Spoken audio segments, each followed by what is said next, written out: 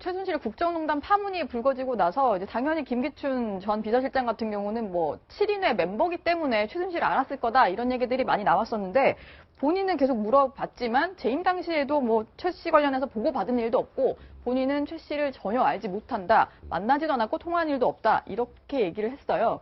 지금 하나둘 드러나는 거 보면 뭔가 연결고리가 상당히 많이 발견이 돼서 저 말을 믿어야 될까 이런 의심이 많이 들거든요. 사실 뭐 그런 얘기도 있었잖아요. 이번 정권 들어오기 전에 그 최순실 건물에서 사무실을 또 운영했었다는 얘기도 있었고. 예. 그리고 또 얼마 전에 계속 논란이 되고 있는 차원병원에서 어쨌건 줄기세포 관련된 시술은 받지 않았을지 모르겠지만 최소한 차원병원에서 VIP 대접을 받고 그 안에서 방문한 적이 있다라는 것까지는 시인을 했고요. 거기도 이제 최순실이랑 연관이 되잖아요.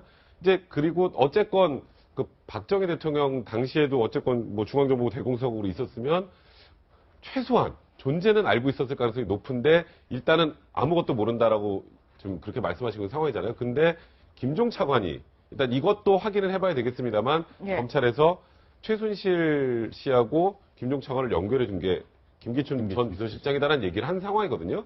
그러니까 국민들은 김기춘 비서실장이 몰랐다는 거 사실 안 믿습니다.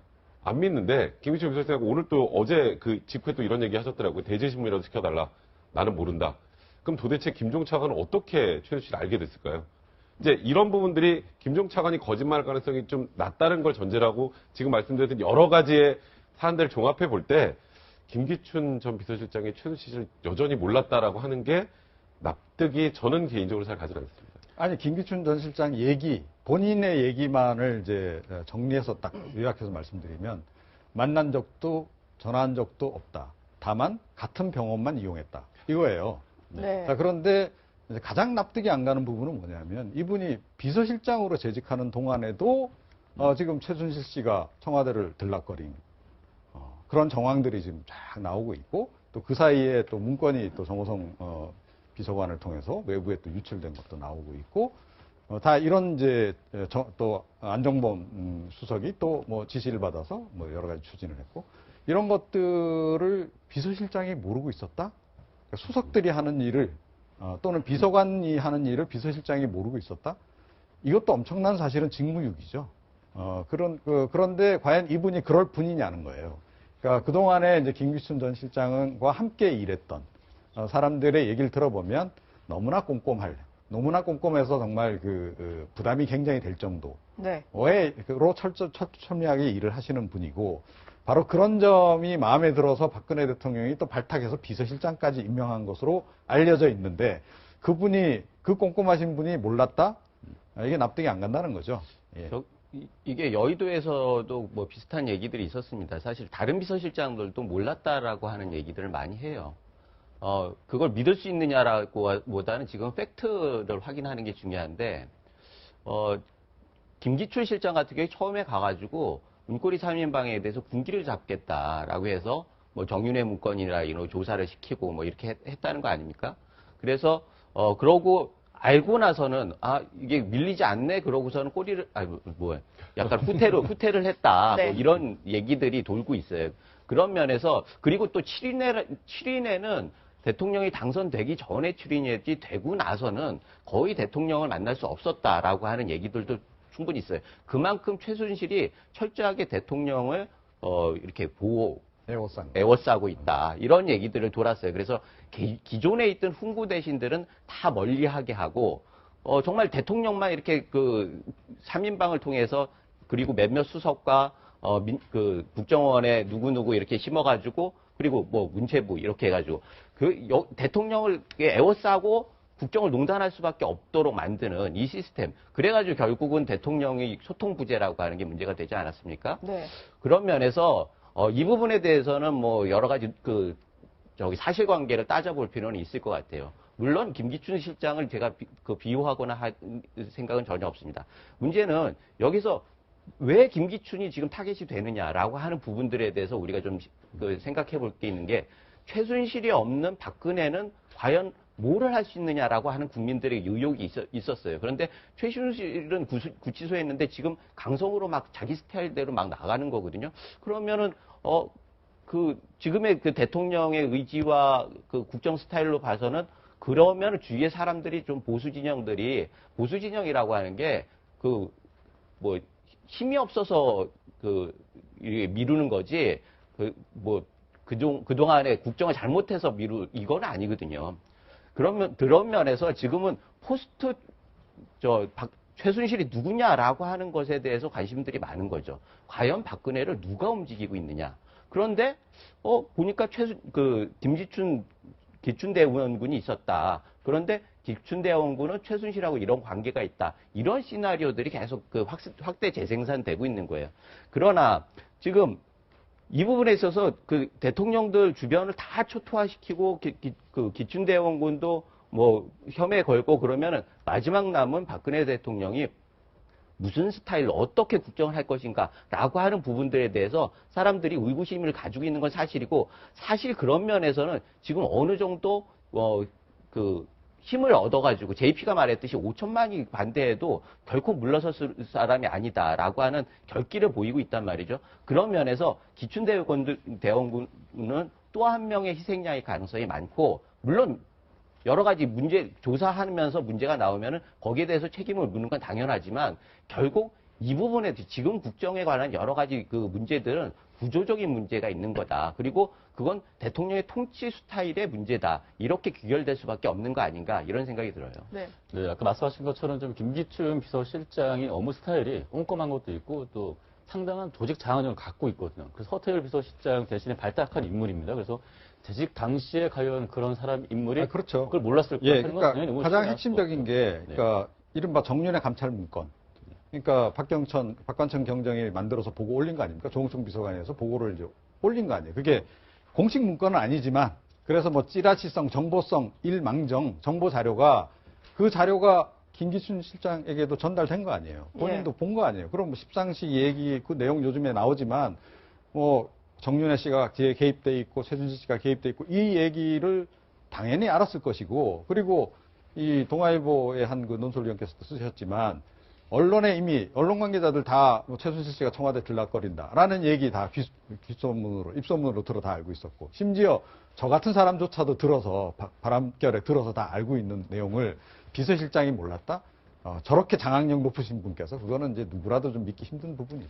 제 생각이 이렇습니다. 우선 이제 지금 차병원에서 만나서 알았다. 이거는 오히려 요번에 문제를 전 본질을 좀 흐리는 거라고 봅니다. 왜냐하면 또 김기춘 전 실장 같은 경우에는 뭐라고 변명하냐면은 이 가족사에 좀 비극이 있거든요. 그 아들이 식물인간 상태에 오랫동안 있습니다. 의사들. 그래서 그 아들을 살리려고 줄기세포 갔기 때문에 사실 거기서 만나냐 안 만나냐는 본질에 중요하지 않다고 봅니다. 그리고 그거는 저는 김기춘 실장 말이 맞을 가능성이 높다고 생각을 하는데요. 문제는 여기 있습니다. 한국말에서 어떤 사람을 안다라는 편, 모른다는 편이 두 가지 의미가 있다는 겁니다. 하나는 그 사람의 존재 자체를 아느냐 모르느냐 문제하고요. 그 사람과 친분이 있느냐 문제거든요.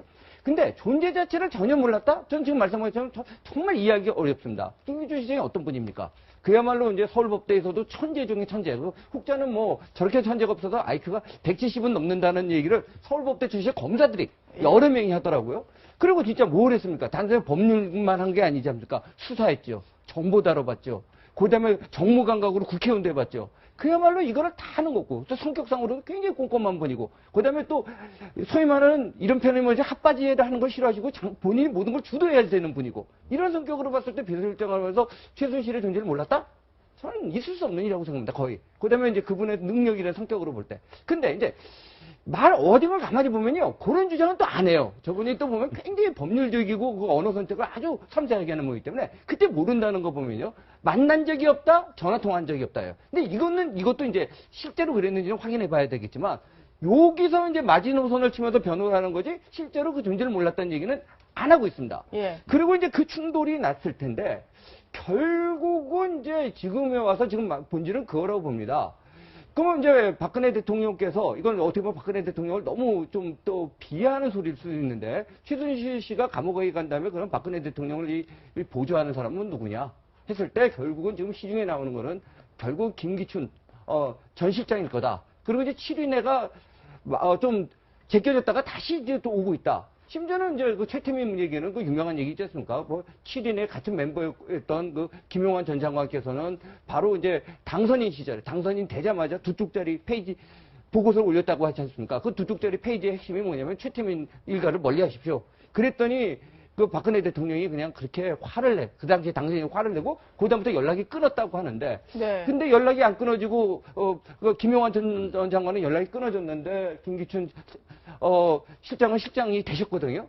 그랬을 때 그 존재를 몰랐다는 건 아닌 것 같고요. 다만 이제 그 역관계는 또 굉장히 미묘할 수가 있습니다. 아까 이제 문고리 3인방과의 그것도 나름대로 내부 권력 투쟁이 있었을 수가 있고요. 네. 네. 거기서 이제 역관계가 흘러가고 있지 않는가 그렇게 생각합니다. 네, 그래서 김기춘 전 비서실장의 저 인물됨을 좀 봐야 될 것 같습니다. 그 흔히 또 현직에 계실 때 저기 별명에 미스터 법질서랄 만큼 원칙주의자고 법률에 해박한 그런 인물이긴 한데, 근데 의외로 또 부산의 저 초원 복집 사건을 겪으면서 여러 가지 또 의외의 모습을 보이기도 했거든요. 그래서 재판을 앞두고 기자들한테, 법조 기자들한테 양주를 선물을 했는데, 근데 총액이 한 600만 원 정도 상당의 금액이었어요. 그러니까 네. 그 당시에 상당한 금액이었고요. 이것도 차등 지급을 했습니다. 매체별로.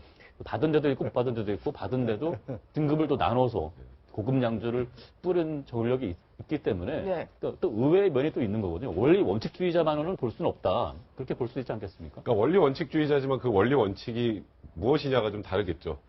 사람마다 다를 수 있잖아요. 그러니까 김기춘 시장은 말씀하셨던 것처럼 1992년도에 그 초원복집 유명한 사건, 도청 사건이 있었죠. 그리고 93년에 이제 그 법무장관 할 때 이제 법조직 기자들한테 선물을 돌렸다라는 건데, 네. 이제 발렌타인 30년짜리, 그것도 굉장히 비싸죠. 그거 아니면 뭐 21년산. 왜? 21년산하고 발렌타인 30년은 가격이 천양지차입니다. 네. 근데 그거를 이제 좀 뿌린 그 기자들이 이제 등급을 나눠서 뿌렸다는 거예요. 그러니까 소위 말해서 좀 메이저 매체에는 좀 좋은 걸 뿌리고, 네. 그다음에 조금 낮은 쪽에는 이제 낮은 그 양주를 뿌리고, 이제 거기까지도 그런데 이제 몇 군데 못 봤습니다. 이제 뭐 딱 뭐 대략 아실 텐데 이제 한겨레 신문 그 기자들은 아예 받지 못하고, 또 국민일보하고 문화일보 기자, 뭐 기독교 방송 기자들 같은 경우에는 이제 줄 필요가 없다라고 본인이 생각하셨는지 거기는 받지도 못했다라는 얘기가 있는데, 그게 지금 이렇게 묘하게 지금으로 오버랩 돼 보면 뭐 언론에서 지금 고 김영환 민정수석의 비망록이 나오면서 예. 언론 통제 관련된 얘기가 나오잖아요. 이것과 이 지금 현재 그 언론 통제 과정, 물론 그 부분과 관련해서 김기춘 비서실장 또 완벽하게 부인하고 계시지만 그게 묘하게 오버랩 된다는 느낌이 드네요. 근데 이분이 이제 뭐 법, 그리고 그 범주 안에서의 뭐 원칙, 뭐 그런 것을 좀 지키려고 애썼다. 뭐 그런 것은 좀 저도 인정을 해요. 그럼에도 불구하고 과연 이른바 그 리걸 마인드라고 하는 것이 반드시 정의로우냐, 그건 아니다라는 거죠. 그러니까 변호사들도 우리 사회에 굉장히 많지만 이분들이 꼭 정의로운 일에만 변호를 하시는 건 아니잖아요. 네. 그거하고 똑같다. 그리고 오히려 이분은 굉장히 다른 이면에서 처세에 굉장히 능했던. 그러니까 이 양주를 배분한 그 포트를 보더라도 굉장히 지능적으로, 그리고 확실히 비용 대비 효과가 이른바 요즘 속된 말로 가성비가 높은 그런 방식으로 이제 배분을 하는 거, 이런 것들을 우리가 볼 수 있잖아요. 그리고 저 초원복집 사건이라고 하는 것도 결국은 저 대언론 정책 회의였습니다. 예. 저 자리가.